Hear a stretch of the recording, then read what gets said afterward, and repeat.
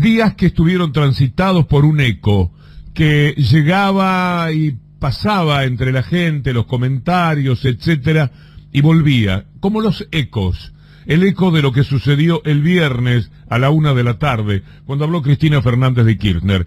Un discurso políticamente tan importante, jurídicamente tan doloroso, humanamente tan pesaroso. Todo lo que uno quiera imaginar está dentro de ese discurso de Cristina Fernández de Kirchner, hablando del juicio del memorándum.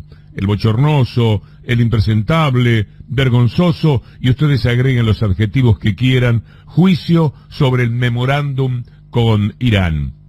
El eco, decía, fue y vino durante muchas horas a través de los medios en la discusión que se implantó. Y vale la pena recordar ese final con alguna lágrima que se corrió a las cuerdas vocales en vez de aparecer en los ojos de Cristina Fernández de Kirchner, porque en algún momento la emoción domina. La emoción de todo lo padecido, de toda la mentira que hay que sobrellevar, la lucha tan despareja con los medios de comunicación, la persistencia que tienen con la falacia, el daño intencionado que provocan, y todo eso teniendo que resistirlo, manteniendo una cierta compostura, porque no se puede salir todos los días por parte de un personaje político como Cristina Fernández de Kirchner a decirle a la gente de Mañeto que son unos mentirosos. De todas maneras, al día siguiente, o a los 2 días, ayer, tuvo que emitir un hilo de tuit que después vamos a compartir con ustedes, con Fernando Borroni, hoy nuestra Cintia, y con Alan Longi, porque es muy interesante, algo que sacó Clarín: por la inflación y la caída del salario hay menos porteños de clase media. Como siempre, una mentira de la gente de Mañeto que no tiene ya ni pie ni cabeza, pero con eso juegan. De todas maneras, tendría que ser utilizado para mostrar que efectivamente esta ciudad es muy desagradecida de lo que sucedió hasta el 2015, porque gran parte de la riqueza actual de la ciudad de Buenos Aires tiene que ver con la riqueza del propio país, con los planes económicos que determinaron que donde más posibilidades económicas hay, se produjera un estallido de bonanza espectacular hasta el 2015. De ahí viene una cierta soberbia también de la ciudad de Buenos Aires. Pero cuando hace el análisis de los tuits Cristina Fernández de Kirchner, lo que uno advierte es que hay una continuidad de la mentira, porque no es cierto que eso haya sucedido por culpa de lo que ocurrió en el país en los últimos 10 años, como pretende la gente de Mañeto. No, esto tiene mucho que ver estrictamente con los tiempos aciagos del gobierno neoliberal, que también le hizo daño a la ciudad de Buenos Aires. Vamos a ir poco a poco recorriendo los ecos de lo que dijo el viernes, que deja tanta tela para cortar. Me banqué lo que me banqué y no me doblaron el brazo. No les pagué lo que querían, porque era condenar a la Argentina a un endeudamiento monumental de la que la habíamos salvado, pagándole al Fondo Monetario Internacional Néstor en el año 2005, y yo siguiendo pagando todo lo que reestructuramos a partir de 2005 y del 2010, pagando todos los años. Por eso también afectamos las reservas del Banco Central para pagar la deuda, porque queríamos desendeudar al país, porque era la única forma de crecer, y estábamos creciendo, porque en el año 2015, y no son datos míos, son datos de Todesca, que era el jefe del INDEC de Macri, crecimos al 3, y pico % en el último 2015, como habíamos crecido también en el 2013. Entonces, primero terminar con el mito esto de que hace 10 años que nadie crece. No, mentiras. Pero ¿qué pasó entonces? ¿Qué pasó entonces después de que le pagaron a los fondos buitres que hacían esto con el memorándum de Irán? ¿Qué pasó? Pasó esto. Esta es la deuda argentina. Esto es, no sé si se alcanza a ver. Esto es cuando Néstor recibió el gobierno. En el año 2004... Cuando hace la presentación de la deuda, lo que está diciendo es absolutamente cierto, es irreprochable.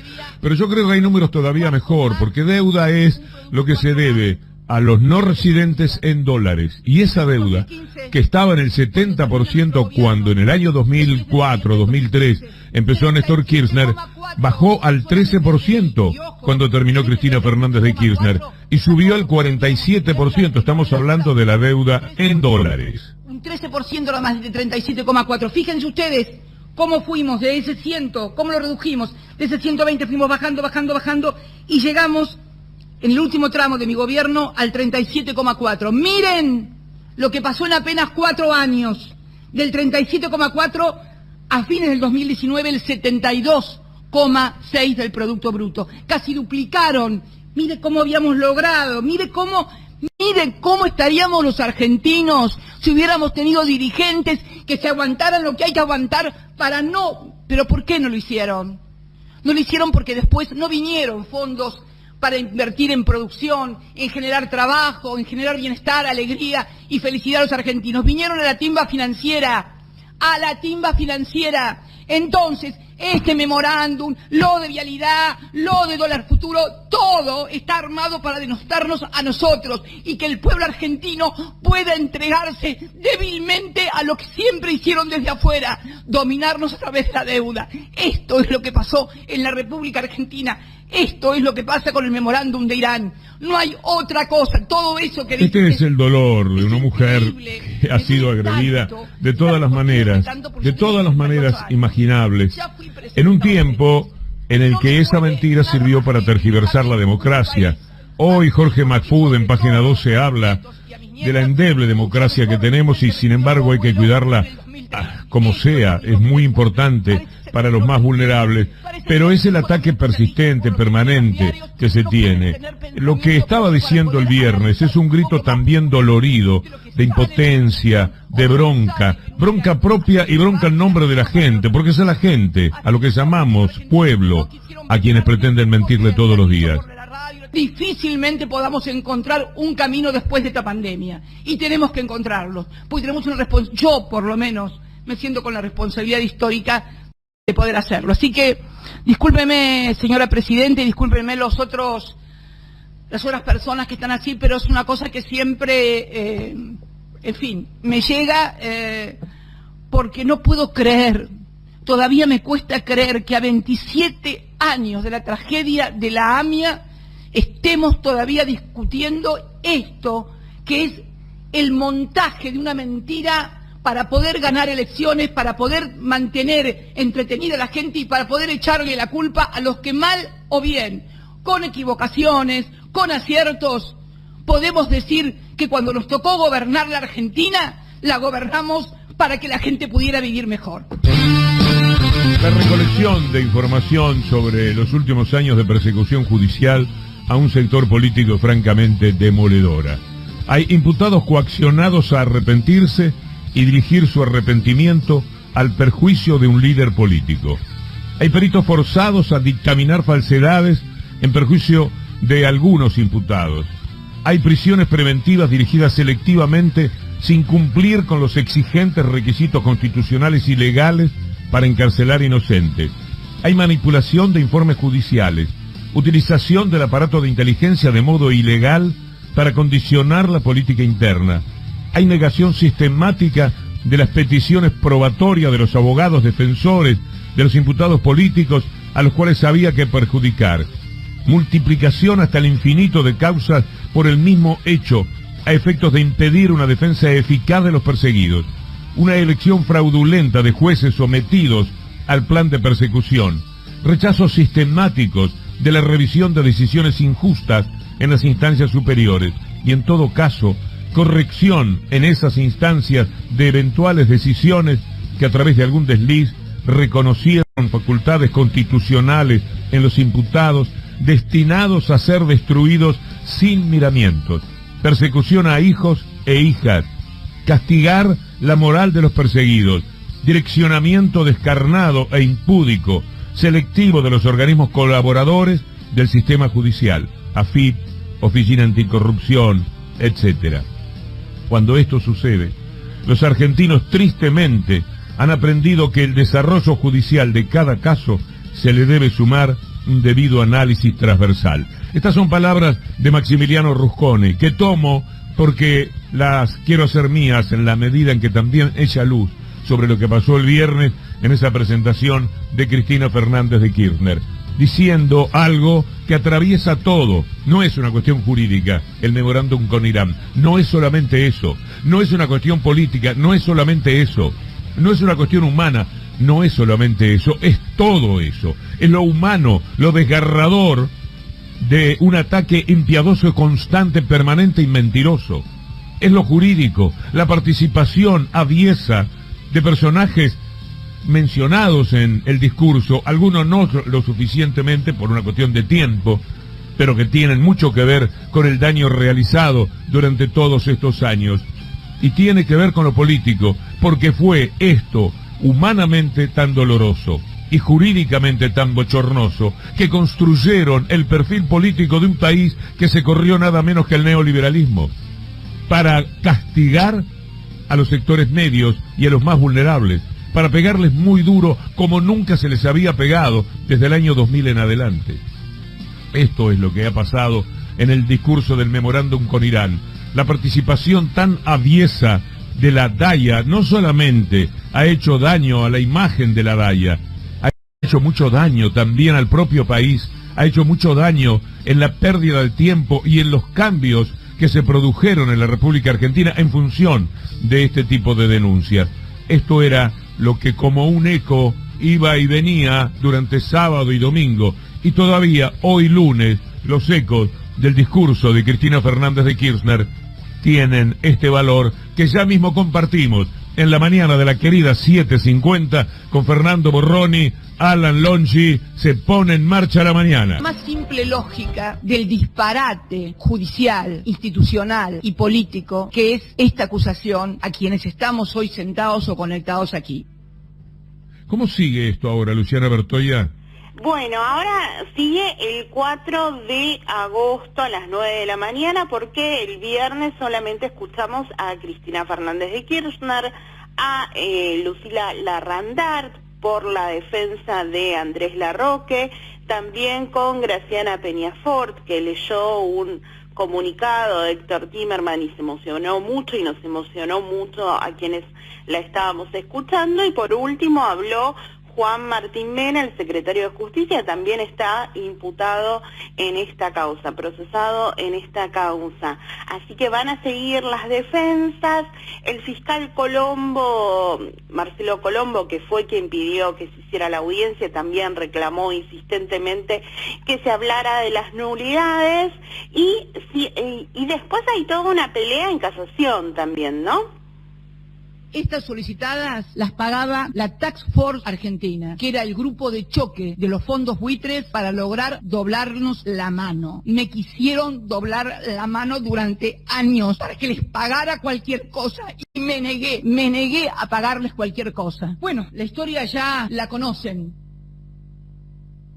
Bueno, lo importante también de los dichos de Cristina Kirchner es que nos ayudaron y nos ayudan a entender cómo estas medidas o estas operaciones políticas y mediáticas y judiciales que parecen grandilocuentes, el memorándum con Irán, y parece que nada tiene que ver con el ciudadano y la ciudadana a pie, en realidad sí, y lo dejó claro Cristina, cuando dice todo esto lo hicieron precisamente para luego aplicar un modelo económico determinado. Todo esto lo hicieron de la mano de los fondos buitres, porque los fondos buitres querían que se le pague y volver a un modelo económico de endeudamiento. Y ese endeudamiento hace que después tengamos la realidad que tenemos. Entonces, el memorándum con Irán no es que quede lejos, cuando por eso Clarín critica y dice se defendió con una cuestión política y no judicial. Es que es lo mismo. Es que la intencionalidad, la esencia, la raíz de ese accionar judicial es eminentemente político, y en medio de un sistema capitalista es político y económico, ¿no? Entonces me parece que también lo que impactó Víctor Hugo de los dichos de Cristina fue esto, ¿no? Cómo lo acercó a nuestra cotidianeidad, a lo que nos termina pasando todos los días, por más que los grandes títulos nos queden lejos. Casación toca pito en esto, Luciana. Bueno, todavía se están peleando a ver si es la Sala 4, que recordemos que nosotros habíamos contado que la Sala 4 advirtió hace unas semanas que en realidad tenía esa causa y no le correspondía.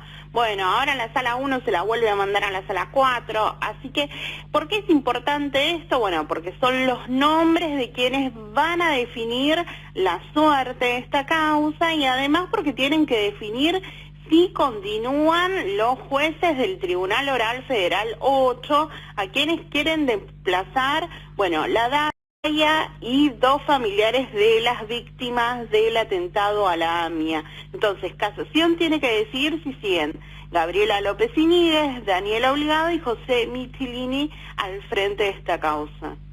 Se naturalizó en la República Argentina que existía una mesa judicial. ¿Y por qué digo que se naturalizó? Porque uno lo veía, lo miraba en los noticieros, esta mesa judicial que estaba integrada y que también hay hoy una causa penal de la cual forma parte el prófugo Rodríguez Simón, que está en Uruguay, Macri, su jefe de gabinete Marcos Peña, Arribas, Garabano, Rodríguez Simón, Torello y Crucelas. Pepín, hay cada personaje. De verdad que nos han hecho cualquier cosa. Si de algo pueden ufanarse Macri, al que su hermano trata como la última basura del mundo, pero la última basura del mundo, y es alguien que lo conoce más directamente y lo ha padecido más directamente. Macri, pero con el respaldo que significa tener detrás a la mafia de Clarín, nos han hecho cualquier cosa.